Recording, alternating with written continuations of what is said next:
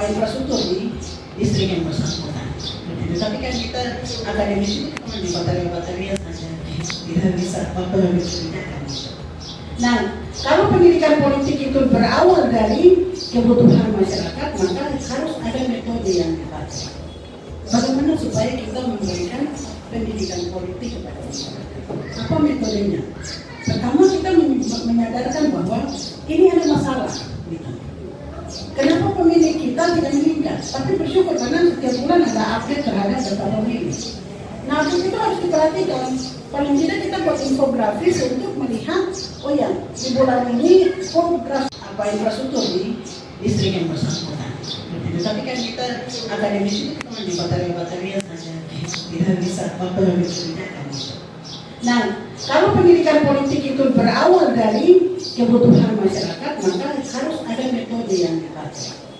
Bagaimana supaya kita memberikan pendidikan politik kepada masyarakat? Apa metodenya? Pertama, kita menyadarkan bahwa ini ada masalah. Kenapa pemilih kita tidak meningkat? Tapi bersyukur karena setiap bulan ada update terhadap data pemilih. Nah, itu harus diperhatikan. Paling tidak kita buat infografis untuk melihat, oh ya, di bulan ini infografisnya.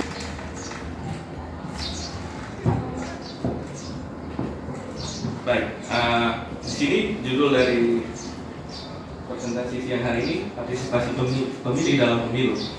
Konteks pemilu yang dimaksudkan adalah bukan hanya pileg pilpres yang sekarang sudah digabungkan ke dalam pemilu serentak 2019, tapi dimensinya bisa juga dimensi pilkada tingkat provinsi, kabupaten, kota.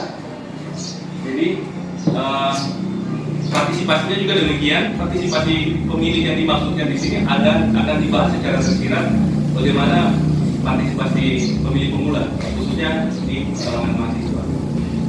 Nah, kalau kita lihat definisi partisipasi pemilih, sebenarnya itu sudah digambarkan cukup lama oleh salah satu profesor ilmu politik UI yang cukup terkenal, Andrea Budiarjo. Beliau sampaikan bahwa partisipasi pemilih itu sebenarnya kegiatan dari perseorangan atau kelompok yang sebenarnya aktif dalam kehidupan politiknya.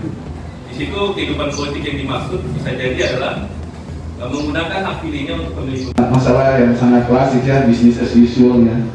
Bahwa memang saya mengikuti betul apa yang dilakukan oleh teman-teman KPU Kota Jayapura itu Pak Indrama, Pak Cipto, Ibu Bias Kursia itu memang kendala yang paling kita hadapi hari ini adalah kesadaran politik masyarakat kita itu.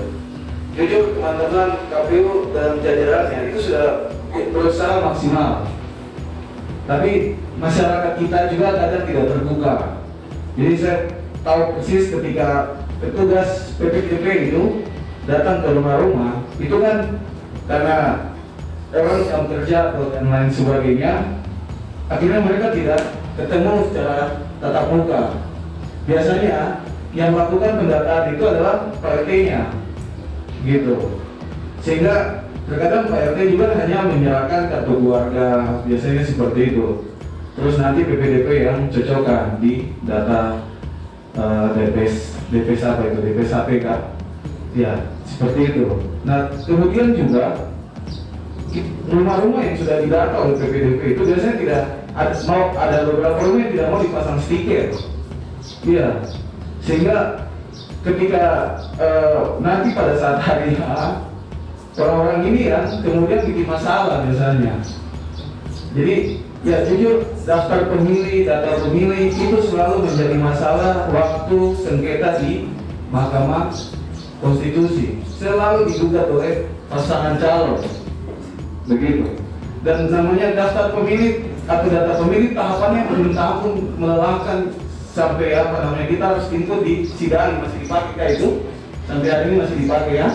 Ya Sidari itu kan kita harus mencocokkan apa yang dikerjakan oleh secara berjenjang oleh teman-teman dari PPDP lewat PPS diinput ke dalam Sidari, kemudian dan pemahaman terkecuali pakai metode akademisi.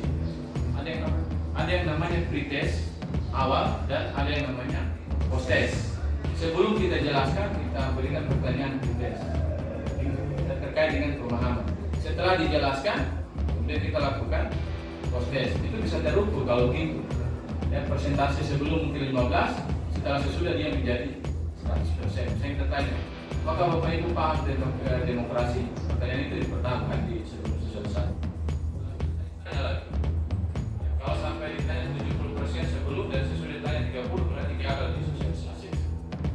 Nah, yang kedua adalah Bapak Ibu juga harus bisa memetakan jenis kelaminnya, laki-laki perempuan. Ternyata mempengaruhi jenis kelamin. Itu mempengaruhi tingkat partisipasi, khusus pemilih pemula. Jiwa laki-laki dan jiwa perempuan itu berbeda dalam masyarakat. Cara menerima, apalagi harus gabung kumpul di gedung-gedung aula, itu agak pasti. Duduk yang lama siapa, laki-laki atau perempuan, tapi jenis kelamin harus diatur. Kadang juga laki-laki mau masuk ternyata dalam gedung itu perempuan yang banyak, dia pasti duduk di belakang. Kan mempengaruhi itu ya, jenis kelamin. Yang paling banyak pesertanya perempuan, tapi yang menceramahi laki-laki, itu juga mempengaruhi PPU. Atau pesertanya lebih banyak laki-laki, yang memberikan penjelasan adalah perempuan, itu juga bisa mempengaruhi. Ya. Kemudian latar unsur masalah yang ketiga saya lihat adalah latar belakang, status sosial, agama, etnis. Saya masih fokus di 3 ini. Kalau latar belakang lainnya saya tidak terlalu, tapi saya melihat status sosial, dia sudah menikah atau belum.